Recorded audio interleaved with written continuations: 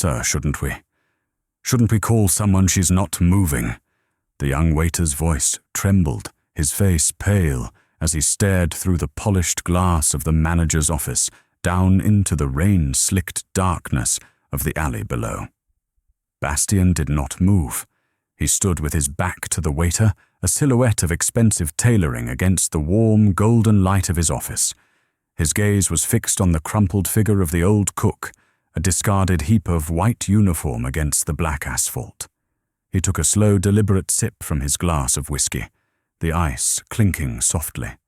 The sound was obscene in the heavy silence. He turned his head slightly, his profile sharp and unforgiving. "She's just a cook," he said, his voice flat, devoid of any emotion. "The trash collectors will find her in the morning. Let them handle it." Before the waiter could protest, before he could even process the cold brutality of the words, Bastien reached for the cord of the Venetian blinds.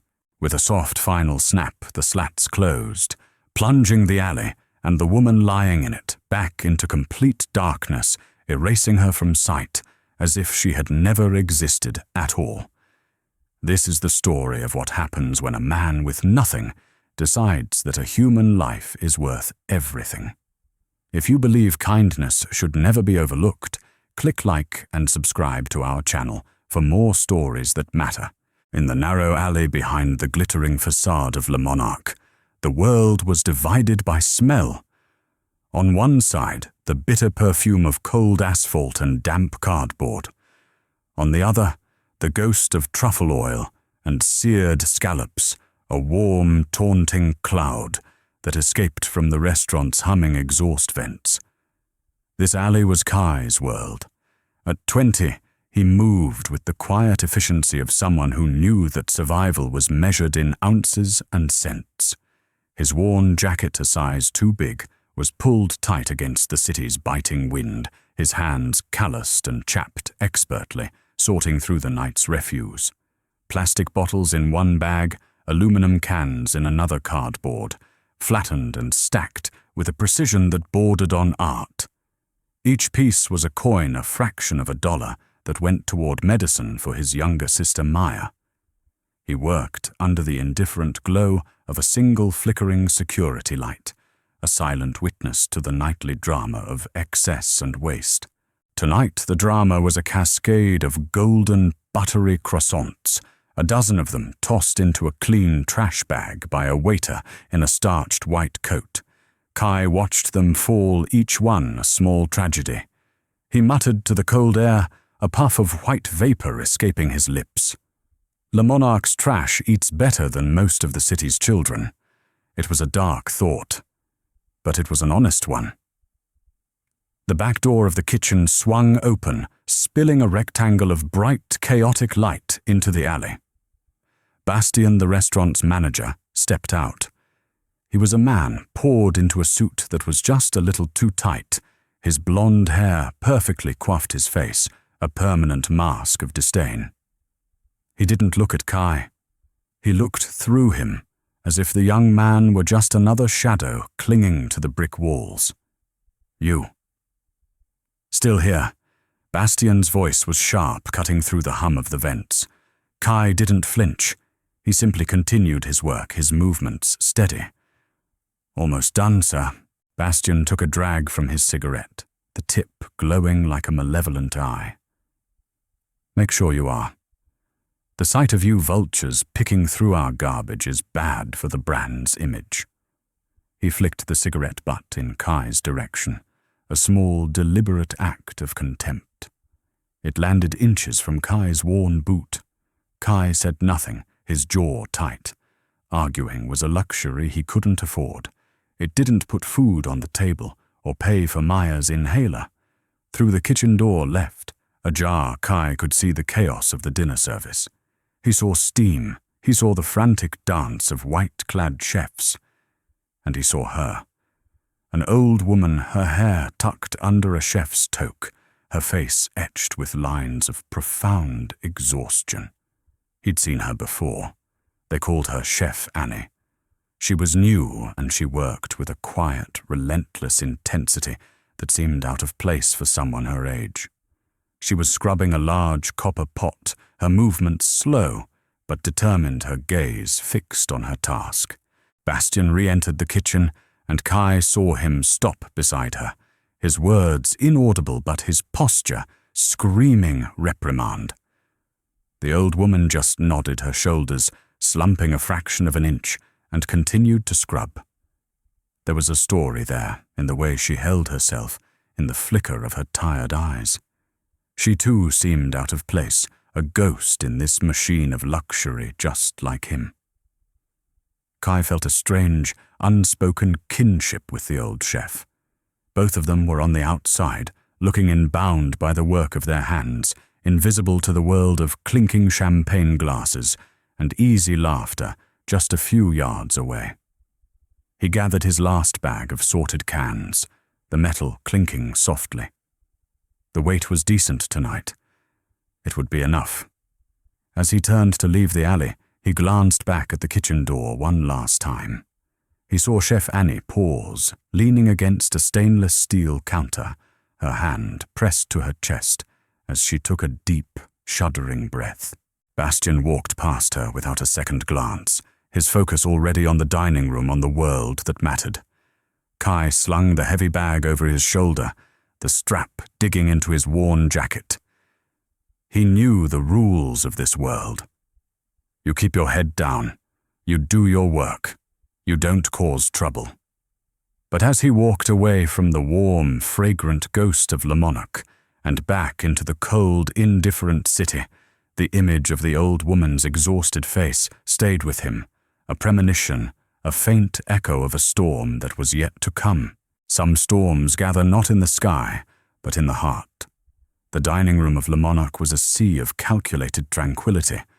Crystal glasses caught the light like captured stars, and the hushed murmur of conversation was a carefully composed symphony, punctuated only by the soft clink of silver on porcelain.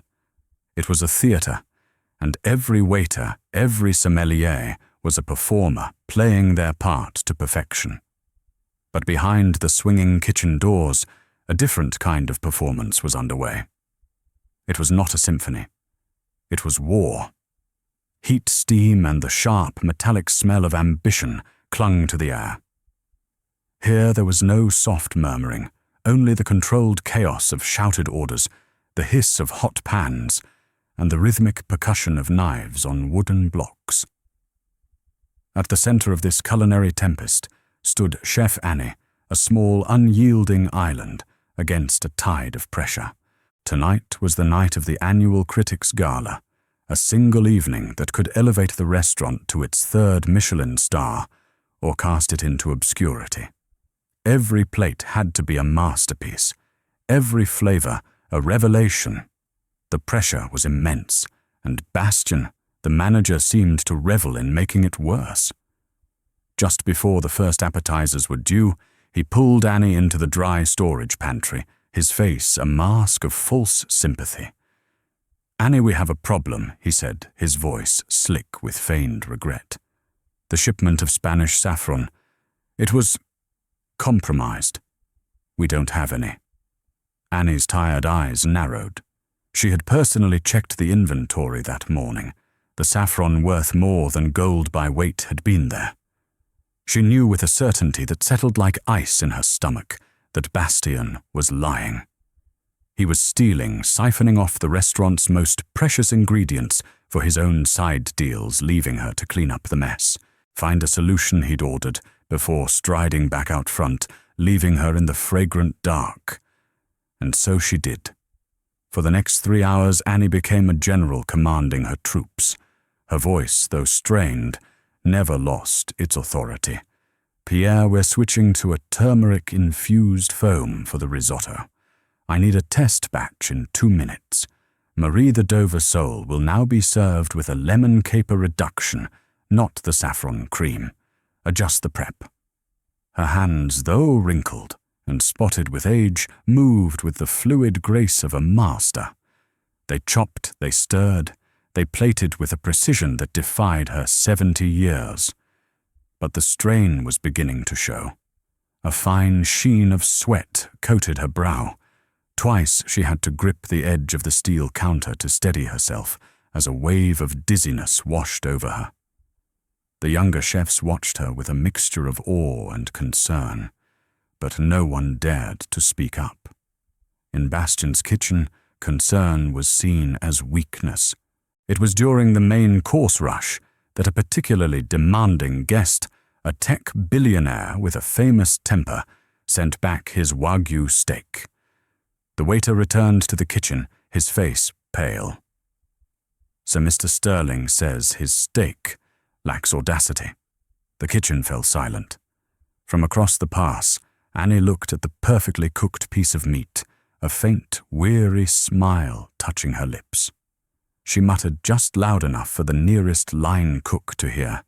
For what he's paying, the steak should get up and do a little dance before jumping in his mouth. A brief, appreciative snort of laughter was quickly stifled. The moment of levity passed, and the war resumed. By the time the last dessert plate left the kitchen, a fragile victory had been won. The critics seemed pleased the guests were sated, and the restaurant had survived. The kitchen staff began the slow process of cleaning down their movements, heavy with exhaustion. Annie, however, walked directly to Bastian's small office, just off the main kitchen floor. He was counting the cash from the register, a smug look on his face. She stood in the doorway, her small frame blocking the light. The supplier confirmed the full saffron delivery this morning. "Bastian," she said, her voice low and devoid of emotion. He didn't look up from his stacks of bills. "Inventory is a tricky thing, Annie. Things get misplaced. You are stealing from this kitchen." "From my kitchen," she stated. It was not an accusation. It was a fact. Finally he looked up, and the disdain he'd shown Kai in the alley was now directed fully at her. He leaned back in his chair, a cruel smile playing on his lips. "My dear Annie, you should learn your place. You're just a cook. A very old, very replaceable cook. You have no proof, and no one would believe you over me." The insult, so casual, so dismissive, landed with more force than a physical blow. After the hours of intense labor, the creative gymnastics, the sheer force of will she had expended to save his reputation. This was her reward. A wave of crushing fatigue, colder and deeper than any she had ever known, washed over her. The room began to tilt, the edges of her vision blurring. She needed air. Without another word, she turned and stumbled out the back door into the cold, damp alley. The frigid air was a shock to her lungs. She leaned against the cold brick wall, her heart hammering against her ribs like a trapped bird. The pain was sharp, a white-hot poker searing through her chest. Her legs gave way, and she slid down the wall, the rough brick scraping against her back. The last thing she saw before the world went dark was the single flickering security light, an indifferent star in a universe of concrete and shadow. A life can be measured by what we choose to see and what we choose to save. The alley was finally quiet. The last of the kitchen staff had departed their weary footsteps, fading into the city's late-night hum. Kai had finished his route, his bags full, his long day over. But something made him turn back. A feeling, a faint magnetic pull toward the darkness behind Le Monarch. He told himself it was just to make sure he hadn't missed a stray bottle, a last piece of cardboard. But he knew it was more than that. It was the memory of the old chef's face, pale and strained. He saw her almost immediately, a crumpled shape near the overflowing dumpsters. At first he thought she was just a pile of discarded kitchen aprons. Then he saw a hand palm up, lying still on the grimy pavement. A wave of cold, different from the night air, washed over him. He moved closer, his footsteps echoing in the narrow space. "Ma'am," he called out softly. "Chef Annie." There was no response. Her face was turned toward the brick wall, her body unnervingly still. He knelt beside her, his heart beginning to pound a frantic rhythm against his ribs. He gently touched her shoulder. Her skin was clammy and cold. Her breathing was a shallow, almost imperceptible flutter. Her eyes were closed, her face a deathly shade of grey under the flickering security light. Panic seized him. He looked up frantically toward the small barred window of the manager's office. For a split second, he saw a silhouette. It was Bastian. Their eyes met through the glass. Kai's wide with alarm, Bastian's cold and unreadable. The manager stared for a long, deliberate moment. Then, with a slow, final motion, he pulled the blinds shut. The light from his office was extinguished. He was alone. The realization hit Kai with the force of a physical blow. No one was coming from the restaurant. No one else cared. In this alley, this woman was just another piece of trash to be ignored. The thought, so brutal and cold, ignited something in him. It wasn't just compassion anymore. It was anger, a quiet, fierce anger against a world that could so easily look away. He pulled out his worn cell phone, his fingers fumbling with the screen. He dialed 911, his voice tight and urgent. "I need an ambulance. An alley behind Le Monarch restaurant on Grand Street. A woman has collapsed. I think it's her heart." The dispatcher's voice was calm, professional, but distant. "Sir, can you give me a more specific location?" "The alley isn't on our maps." Kai's mind raced. The alley was a dead end accessible only by a narrow service lane, blocked by dumpsters. An ambulance would never make it through.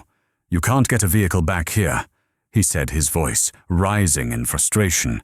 "You'll have to come from the main street. I'll get her there." He hung up, his mind spinning. He couldn't carry her. He wasn't strong enough, and he risked injuring her further. His eyes darted around the alley, searching for a solution, and then they landed on it. His cart, the rusty four-wheeled pushcart he used to haul his collections. It was his livelihood. Tonight it would be a lifeboat. Working quickly, he emptied the cart bags of cans and bottles, clattering onto the pavement. He lined the bottom with flattened cardboard to create a softer surface. He then returned to Annie, his movements now gentle and deliberate. He remembered videos he'd watched online after Maya's worst asthma attack, basic first aid tutorials that had felt useless at the time. Now they were all he had. He carefully maneuvered her, making sure her head was supported, her airway was clear. Lifting her was harder than he expected. She was light, but it was a dead weight, and his arms trembled with the strain. He finally managed to settle her into the cart, her small form looking fragile and lost amidst the rusted metal. As he gripped the push bar, the cold steel a familiar feeling in his hands, a strange, almost hysterical thought bubbled up. He leaned down, his voice, a soft whisper, meant more for himself than for her. "Don't you worry, Mom. My sidewalk emergency service is free, but the quality is 5-star. You're my only customer tonight, but I have a feeling you'll leave a good review." With a grunt, he began to push. The wheels of the cart rattled and groaned over the uneven pavement, a jarring, ugly sound in the silent night. He navigated the labyrinth of dumpsters and grease traps, his muscles straining his breath, coming in ragged bursts. Every few feet he would stop, lean down, and check on her, his fingers searching for the faint, thready pulse at her neck. "Stay with me, Chef," he'd murmur. Just a little further. He finally reached the mouth of the alley and pushed the cart out onto the clean, well-lit sidewalk of Grand Street. It felt like breaking the surface of the water after being submerged for too long. In the distance, he could hear the approaching wail of a siren, a sound that had never been more welcome. The ambulance screamed to a halt beside them. 2 paramedics jumped out, their movements crisp and efficient. They took over instantly, their professional calm a stark contrast to his desperate, clumsy efforts. "What happened?" the first paramedic asked, already attaching electrodes to Annie's chest. "She collapsed in the alley." "I think it's her heart," Kai said, feeling suddenly useless. "What's her name, age?" "Does she have any known medical conditions?" the second one asked, preparing an IV line. Kai shook his head. I don't know. She's a cook at the restaurant. Her name is Annie." The paramedics exchanged a look but didn't press him. They worked with a practiced synergy, lifting her from the cart onto a gurney, securing straps and checking vitals. As they were about to load her into the ambulance, the first paramedic paused and looked at Kai, really looked at him for the first time. He saw the sweat on Kai's brow, the grease on his hands, the deep, ragged exhaustion in his eyes. He gave Kai a short, sharp nod of respect. "You did good, kid. Whatever you did back there, you probably saved her life." And then they were gone. The ambulance doors slammed shut, the sirens shrieked back to life, and the red lights vanished down the long, empty street. Kai stood alone on the sidewalk, the city lights seeming unnaturally bright. Beside him, his empty cart looked small and insignificant. He looked back at the magnificent glowing facade of Le Monarch, a fortress of warmth and light that had just cast one of its own out into the cold, only to have her life saved by the boy it refused to see. The truth arrives not like a sunrise, but like a lightning strike. The city felt different on the bus ride to St. Jude's General Hospital. The familiar streets, usually just a backdrop for his work, now seemed alien. Kai sat on the hard plastic seat, acutely aware of the grease on his jeans and the grime under his fingernails. He was a creature of the alley, and the hospital, with its promise of sterile hallways and hushed, important voices, felt like a foreign country. He could have gone home. He should have gone home to Maya, to the small apartment that was his only sanctuary. But he couldn't.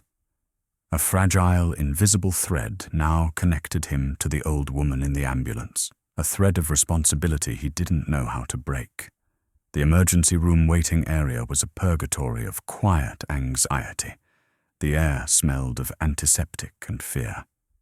Kai approached the front desk, his voice barely a whisper. "Excuse me, I'm here to check on a woman who was just brought in. Her name is Annie. She's a cook from Le Monarch." The nurse behind the glass didn't even look up from her computer. "Are you family, no? I'm the one who found her." "Family only," she said, her tone flat and final. "You can wait here if you like." And so he waited. He found an empty chair in a corner, trying to make himself as small as possible. He was invisible again. To the doctors rushing past, to the families, weeping softly to the security guard, making his slow, methodical rounds, he was just part of the background, a smudge on the clean, polished floor. An hour crawled by, then another. He watched the clock on the wall, each tick a small hammer blow against the silence of his uncertainty. Was she alive? Did he do the right thing? Shortly after midnight, the quiet of the waiting room was shattered. The main door slid open, and a group of people strode in, not with the hesitant grief of family members, but with the focused, sharp-edged energy of a corporate raiding party. There were 4 of them, 2 men and 2 women, all dressed in immaculate dark suits that probably cost more than Kai earned in a year. They moved as a unit, their expensive leather shoes squeaking with authority on the linoleum floor.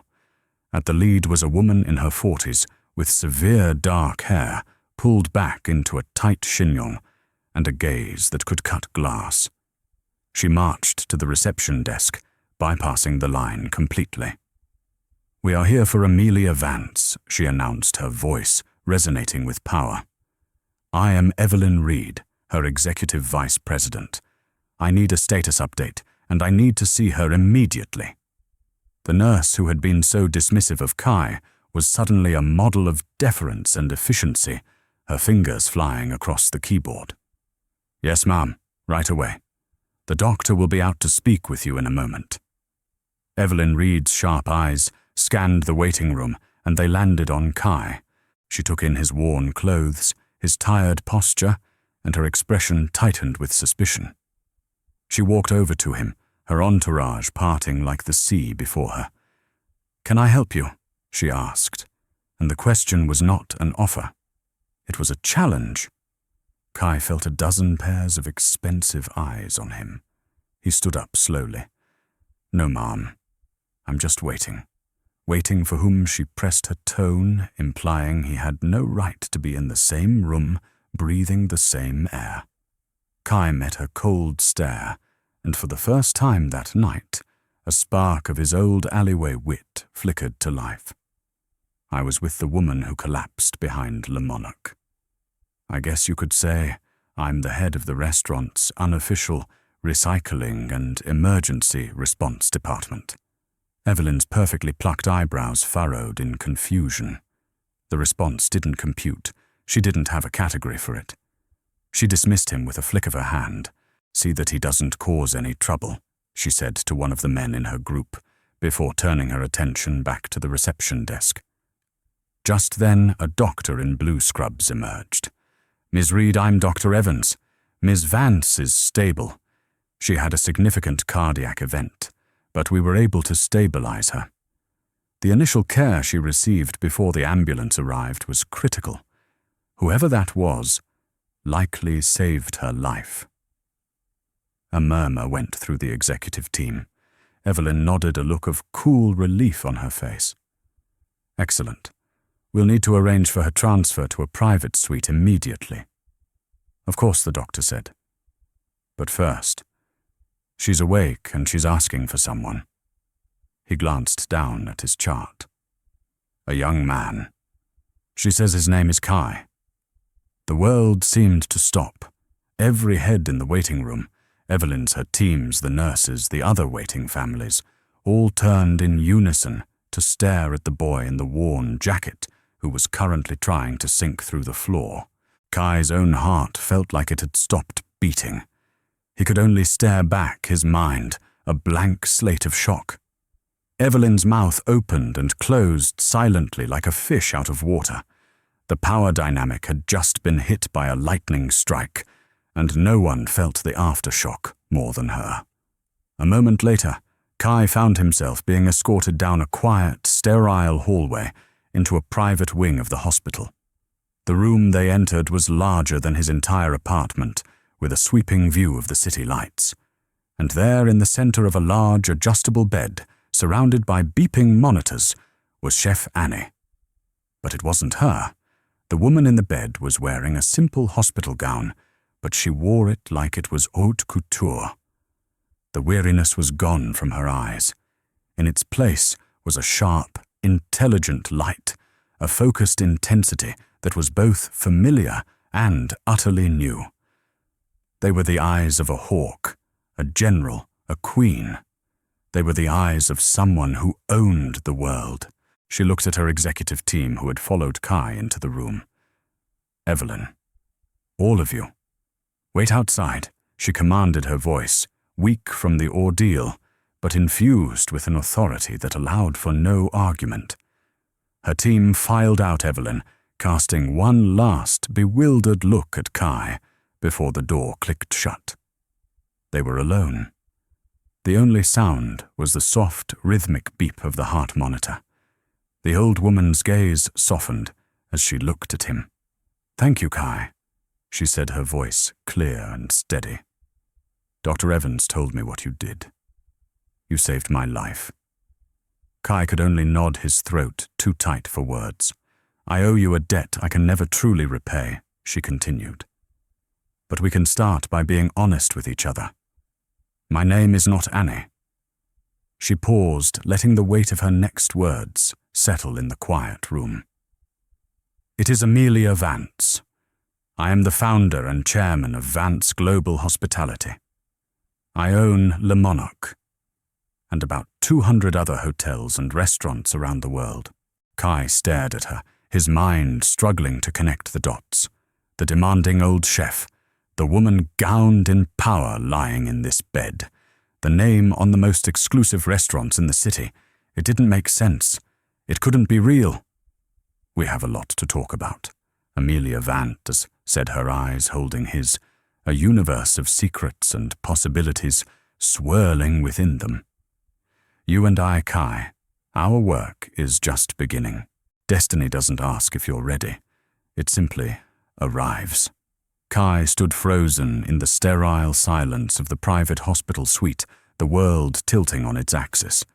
The rhythmic beep of the heart monitor was the only sound, a steady metronome, counting the seconds of his old life as it bled away, making room for something new and terrifyingly vast. Amelia Vance.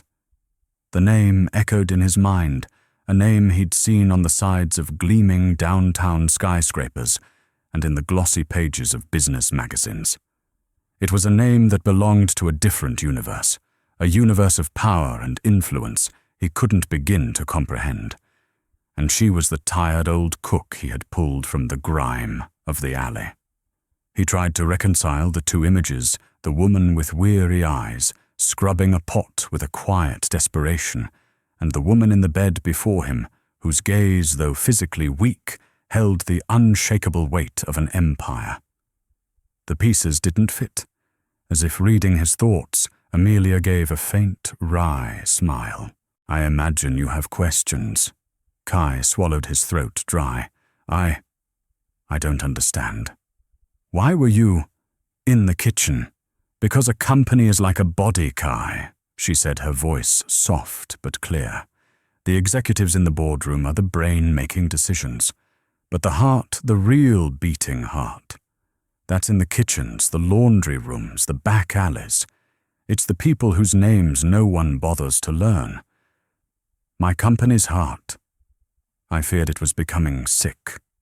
I had to see for myself. She spoke of hearing whispers of corruption, of good employees being pushed to their breaking point, of a culture of fear festering under arrogant management. She couldn't see the truth from her penthouse office, so she had become Chef Annie, an anonymous old woman, to see what her employees would do when they thought no one important was watching. And what I saw, she finished, a flicker of pain in her eyes, was worse than I imagined. But I also saw you. Kai shifted his weight, uncomfortable under her intense scrutiny. He was just a boy who collected cans, a boy who had done something anyone should have done.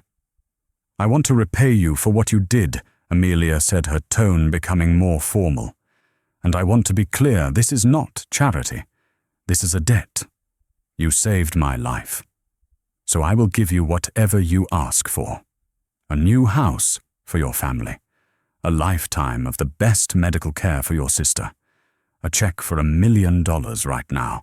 Just name it, and it's yours. The offer hung in the air, shimmering and impossibly large. $1 million. The number was so absurd it had no meaning. It was a fairy tale sum that could solve every problem he had ever known. He could stop worrying about rent, about Maya's medicine, about the gnawing hunger that was his constant companion. He could finally rest. But as he looked at Amelia Vance, he didn't see a checkbook. He saw the woman he had found in the alley, helpless and discarded. He thought of Bastian's sneer of the blinds being shut, and he knew what his answer had to be. No, thank you, Mom. He said the words coming out quieter than he intended. Amelia's eyebrows raised slightly. No, I didn't do it for money, Kai said, finding his voice. I did it because you were a person, and you needed help. That's all. A long silence filled the room. The heart monitor continued its steady, reassuring beep. Then a slow, genuine smile spread across Amelia Vance's face, a smile of pure, unadulterated delight. It was a smile that finally truly connected the powerful CEO to the tired old cook. I was hoping you'd say that she whispered. Money is too easy. It's almost an insult to what you did. So I have a different offer. A real one. She shifted in the bed, her eyes locking onto his. I need someone I can trust, Kai. Not a sycophant from the boardroom. Not a corporate climber who tells me what I want to hear. I need someone with integrity. Someone who knows the difference between right and wrong when no one is looking. I need eyes and ears on the ground floor. I need you. Kai stared at her, completely bewildered. Me, Mom, I collect bottles for a living. And that has given you a perspective none of my Ivy League executives could ever buy, she countered. I'm not offering you money, Kai. I'm offering you a job. I want you to be my personal apprentice, my protégé. I'll teach you everything I know, and in return, you will teach me what I've forgotten, what my company looks like from the very bottom. The proposition was so outlandish, so far beyond the realm of anything he had ever imagined, that Kai felt a laugh escape his lips, a short, nervous bark of disbelief. So, you're hiring a bottle collector to be your talking security camera. Amelia's answering laughter was a wonderful sound, a rich, warm melody that filled the sterile room with life. Something like that, she said, her eyes twinkling. The pay will be slightly better than sorting cans, I assure you. He looked at her, at the sincere, powerful hope in her gaze. He thought of Maya, of the endless cycle of poverty he was trapped in. He thought of the life he could give her, the life he could have. It was terrifying. It was impossible. But as he looked at the woman he had saved, he knew he had to say yes. Okay, he breathed. Okay, Miss Vance, I'll do it. Amelia, she corrected gently. My friends call me Amelia. She reached for the call button beside her bed. A moment later, Evelyn Reed entered the room, her face a carefully composed mask of professional neutrality. Evelyn Amelia said, her voice, once again, that of a commander. Please clear my entire schedule for the next month.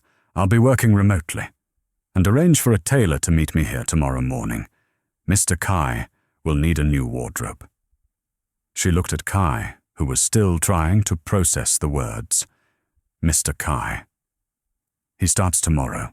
Blood is thicker than water, but inheritance is thicker than both. The first tremor of the coming earthquake was the firing of Bastion.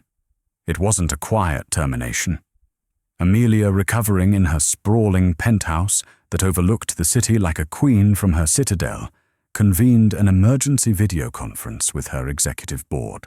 Kai sat beside her, silent, wearing a tailored charcoal suit that felt like a costume. He was a ghost at the feast, a presence no one on the screen could account for, and his inclusion was a statement in itself. Amelia's voice was calm, but it carried the chilling authority of absolute power. She didn't offer a long explanation. She simply stated, effective immediately, the employment of Bastien Dubois, manager of Le Monarque, is terminated for gross misconduct and behavior antithetical to the values of this company. There were a few digital gasps, a few raised eyebrows on the screen, but no one dared to question her. When Amelia Vance made a decision, it was as final as gravity. The news ripped through the upper echelons of Vance Global Hospitality within the hour. Bastion was gone, and in his place, rumors began to swirl about the mysterious young man who was now constantly at Amelia's side. Who was he? A secret relative? A new boy toy for the aging tycoon? The speculation was rampant and vicious. The earthquake itself arrived 3 days later. He did not knock. He did not announce himself.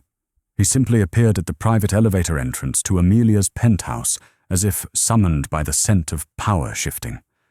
Alistair Vance was his mother's son, in every chiseled line of his face, and in the cold, analytical blue of his eyes. But where Amelia's power was a deep, quiet ocean, Alistair's was a glacier, polished, beautiful, and moving with unstoppable force, crushing everything in its path. He was dressed in a Savile Row suit that whispered of old money and new ruthlessness. He looked at the opulent penthouse, not as a home, but as an asset on a balance sheet. "Mother," he said, his voice a smooth, cultured baritone that held no warmth. "I heard you had a health scare. I came as soon as I could." The lie was as perfectly tailored as his suit. Amelia sat in a large armchair, a cashmere blanket over her lap. Kai standing a respectful few feet behind her. "Alistair, to what do I owe the pleasure?" "Your quarterly visits aren't usually for another 2 months." Alistair's gaze flickered to Kai, dismissing him in a single sweeping glance. I was concerned, and it seems my concern was justified. He gestured vaguely at Kai. "I've been hearing the most fascinating rumors that you've fired one of your most profitable managers and taken on charity case. Mr. Kai is my new personal apprentice," Amelia stated, her voice firm. "He has proven himself to possess a quality that is in very short supply in this company, integrity." Alistair gave a short, humorless laugh. He walked over to the floor-to-ceiling windows, staring down at the city below. "Integrity? Is that what we're calling it? Mother, you had a major cardiac event. Your judgment is understandably compromised. You cannot make decisions of this magnitude in your current state. Firing senior staff, bringing a stranger from the streets into your inner circle. It's reckless. It's a liability." This was the attack, shrouded in the language of concern, but an attack nonetheless. He was laying the groundwork to have her declared incompetent. "My mind is as sharp as it has ever been, Alistair. Sharper, perhaps. I am finally seeing this company for what it has become, not what I wish it to be." Alistair finally turned his full attention to Kai. He circled him slowly like a predator, inspecting an unfamiliar creature that had wandered into its territory. The disdain was palpable. "And you are?" he asked, his tone dripping with condescension. Kai felt his blood run cold, but he met the older man's gaze. He thought of Amelia's confidence in him, and he found his own. "I'm an expert in asset management." Sir Kai said, his voice steady. Alistair smirked. "Oh, really? And which firm are you with? The firm of things that have been thrown away?" Kai replied calmly. "It seems to be a growth sector in this company." The comeback was so unexpected, so quietly intelligent, that Alistair was momentarily silenced. A flicker of surprise, quickly replaced by anger, crossed his face. He had expected a frightened, stuttering boy from the slums. He had not expected this. He turned back to his mother, his voice losing its silken edge. "This is precisely what I'm talking about. Insolence. He has you wrapped around his little finger. The board will never stand for this. Our shareholders have a right to know that the head of this company is being influenced by a street urchin. The only thing this boy has influenced me to do," Amelia countered, her voice rising with quiet fire, "is to remember the principles upon which I built this empire. Principles of decency and respect. Perhaps you should try them sometime." The subtext of their argument was a library of old wounds and bitter disappointments. This was not a new fight. It was the continuation of a very old one. Alistair's face hardened into a mask of cold resolve. "I see you've left me no choice. I cannot stand by and watch you risk everything our family has built on a sentimental whim. I am officially petitioning the board for an emergency meeting. I will be seeking temporary control of Vance Global, citing your declining health and recent erratic behavior. We will see who they believe has the company's best interests at heart, your blood or the boy you picked up from the gutter." It was a declaration of war. He wasn't just trying to remove Kai. He was trying to remove his own mother. He was using her moment of vulnerability, the very incident that Kai had saved her from, as a weapon against her. Without waiting for a reply, Alistair turned on his heel and walked towards the elevator, a silent, chillingly efficient machine of corporate warfare. The penthouse doors slid shut behind him, leaving a profound silence in his wake. Amelia let out a long, slow breath, and for the first time, Kai saw the true toll the fight had taken on her. She looked not like a powerful CEO, but like a tired, heartbroken mother. The strength in her eyes was replaced by a deep, deep sadness. She looked over at Kai, her gaze heavy. The adventure, the opportunity, the fairy tale of it all had just evaporated, replaced by the grim reality of a brutal family war. He wasn't just an apprentice anymore. He was now the central cause of a battle that could destroy the very woman who had saved him. Well, Amelia said, her voice a mere whisper, but her eyes slowly regaining their steely resolve. Now the real work begins. I hope you're ready, Mr. Kai. A whisper of truth can be louder than a roar of lies. The weeks that followed felt like a fever dream. Kai's world, once defined by the concrete confines of the alley and the simple economics of survival, had exploded into a universe of stock portfolios, operational logistics, and marketing analytics. Amelia's penthouse became his classroom, and Amelia herself his relentless, brilliant, and utterly exhausting mentor. She did not coddle him. She pushed him. She buried him in financial reports until his eyes burned, quizzed him on legal precedents until his head spun, and demanded his opinion on complex business strategies he barely understood. There were moments late at night when he would stare at his reflection in the dark glass of the penthouse windows, seeing the ghost of the boy from the alley staring back at him in an impeccably tailored suit, and he would feel like a complete fraud. The numbers swam before his eyes. The corporate jargon felt like a foreign language on his tongue, and the weight of Amelia's expectation was a physical pressure on his chest. He was drowning in a world he was never meant to inhabit.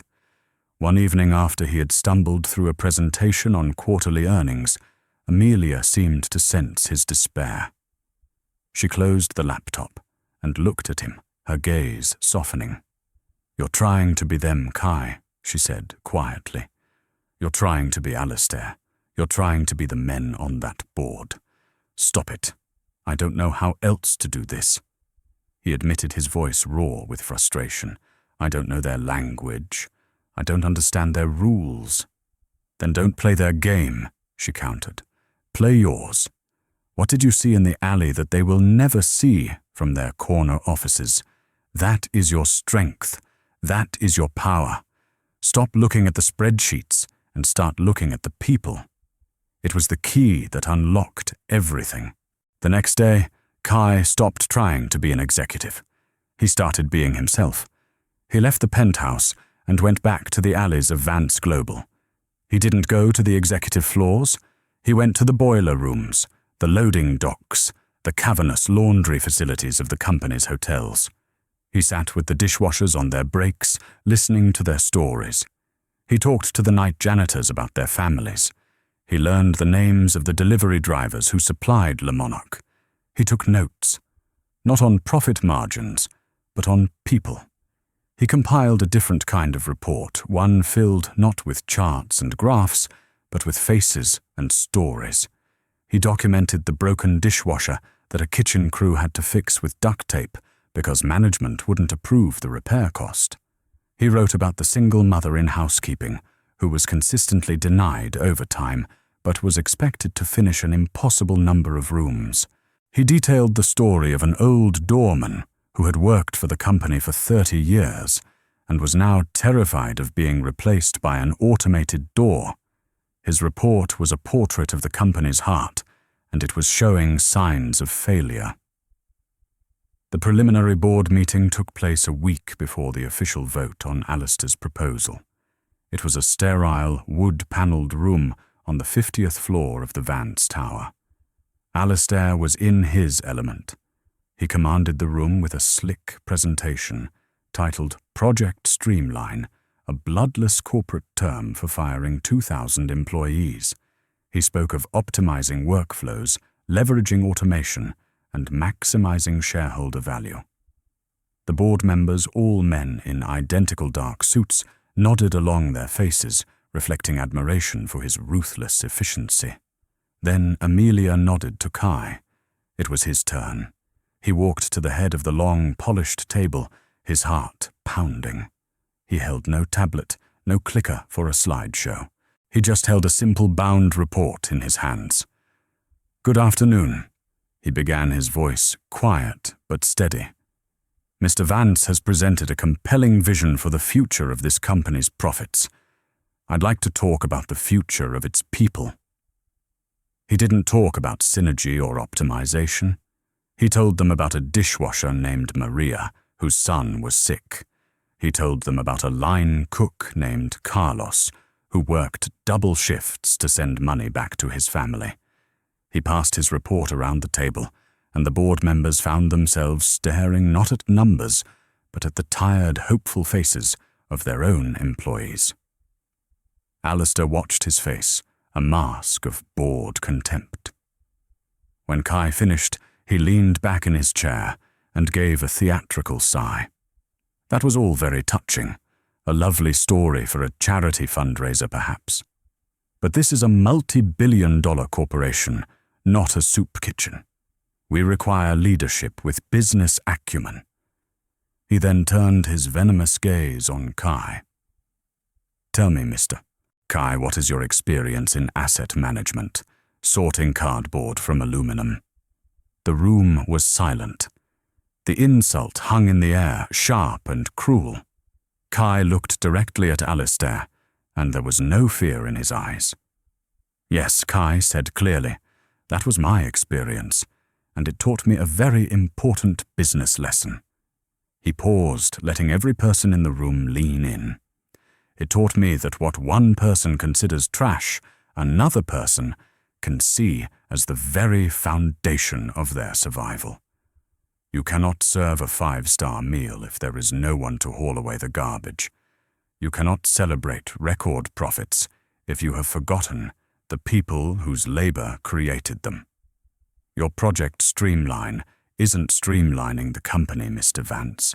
It's throwing away its heart simply because you have never bothered to look in the bin." The silence that followed was different. It was heavy, thoughtful. A few of the board members shifted uncomfortably in their seats, looking down at the faces in Kai's report. For the first time, a flicker of doubt had entered the sterile, air-conditioned room. Kai hadn't used their language, but he had spoken a truth that was impossible to ignore. Alistair was seething, his polished composure cracking. He had lost control of the narrative. This wasn't a debate about numbers anymore. It was about morality. Later that evening, back in the penthouse, Kai stared out at the city lights, feeling drained. "I don't think I convinced them," he said quietly. Amelia came and stood beside him, placing a gentle hand on his shoulder. "No," she said, her voice filled with a pride that warmed him to his core. "You did something much more important. You didn't change their minds today, Kai. You made them question their souls, and that is where every real battle is won. A legacy is not what you own, but what you build in others." The day of the final board meeting arrived with a cold, pristine clarity. The sky outside the 50th floor windows of Vance Tower was a brilliant, unforgiving blue. Inside the boardroom, the atmosphere was thick with tension. The air itself seemed to hold its breath. Alistair sat at the head of the table, the picture of serene confidence. He had spent the past week schmoozing, promising, and presenting his data-driven vision to each board member individually. He believed he had their votes. He saw Kai's emotional appeal as a momentary, sentimental diversion, that would fade in the face of cold, hard numbers. Kai sat beside Amelia, who was attending via a large video screen, her presence still commanding even from a distance. He wore the same charcoal suit, but it no longer felt like a costume. It felt like armor he had earned. He held no notes, no reports. His preparation was complete, and it had nothing to do with spreadsheets. Alistair began, his voice smooth and persuasive. He spoke of synergy, of market capitalization, of a 15% increase in shareholder value within 2 years. His slides were a masterpiece of corporate art, filled with upward trending arrows and impressive projections. He was selling a future that was efficient, profitable, and utterly soulless. Project Streamline is not just a plan, he concluded, his eyes sweeping the room. It is the necessary evolution for our survival in a competitive global market. The room was filled with impressed, nodding heads. Then all eyes turned to Kai. He stood up and walked to the front of the room. He didn't speak. Instead, he simply gestured to the main screen where a single image appeared. It was the face of Maria, the dishwasher from Le Monarch, her face etched with worry and exhaustion. Then another image of Carlos, the line cook. Then the old doorman. He cycled through the photos from his report, dozens of them, the faces of the invisible workforce that formed the true foundation of Vance Global. The room was silent, the only sound the soft click of the remote in Kai's hand. When the last photo faded, Kai finally spoke, his voice, not loud, but carrying to every corner of the room. These are the assets Mr. Vance's plan does not account for. This is the engine he wants to replace. Vance Global has a choice. It can be a great company, or it can be a good one. Alistair has offered you a clear path to greatness. He paused, his gaze meeting that of each board member. I am offering you the chance to be good again. The choice is yours. Before the vote could be called, a voice cut through the tension. It was Arthur Sterling, the oldest member of the board, a man who had helped Amelia secure her first loan 50 years ago. When Amelia and I started this company, he began, his voice raspy with age. We didn't have spreadsheets or market analysts. We had a dream to create places where people felt welcome. We measured our success not just in profits, but in the loyalty of our staff and the happiness of our guests. He looked at Alistair, his expression one of profound disappointment. Your plan is brilliant, young man. It is a perfect machine for making money. But a company is not a machine. It is a community. He then turned his gaze to Kai. This boy, for all his lack of experience, understands that. He has reminded me of what we set out to build. He cleared his throat. I'm voting against Project Streamline. Alistair's face was a mask of disbelief. Sterling's vote was a symbolic blow, and it was enough to sway the undecided members. The final vote was cast, 7-5. Alistair's proposal was defeated. His reign was over before it had even begun. He sat perfectly still, his hands clasped on the polished table, the only sign of his fury, a muscle twitching in his jaw. Later, Kai found him alone in the empty boardroom, staring out the window at the city he had intended to conquer. He didn't look defeated. He just looked empty. I'm not here to gloat, Kai said quietly from the doorway. Alistair didn't turn around. Then why are you here to collect your prize? It's not a prize, Kai said, stepping further into the room. It's a responsibility. Your mother, she didn't choose me because she disliked you. I think she chose me because she loves you. Alistair finally turned, a bitter, skeptical sneer on his face. A peculiar way of showing it. She saw you becoming someone who only valued what could be counted, Kai continued. She wanted you to see the value in things you couldn't put on a spreadsheet, like loyalty, like dignity, like the people who work for you. Kai took a breath. She didn't want to take the company from you. She wanted to give you back your heart. Alistair stared at him, the armor of his cynicism cracking for the very first time. He said nothing, but in the depths of his cold blue eyes, a flicker of something long dormant, a memory, a feeling a son's love, stirred. 6 months later, the alley behind Le Monarque was unrecognizable. It was clean, the brick walls painted with a vibrant mural of a chef handing a loaf of bread to a young boy. A new door led directly from the alley into a state-of-the-art training kitchen. A sign above the door read, "The Annie Vance Culinary Initiative, a second chance program." Kai, looking confident and at ease, in a simple, well-fitting blazer, was watching the first class of students, underprivileged youth from the city's toughest neighborhoods, learning how to chop vegetables.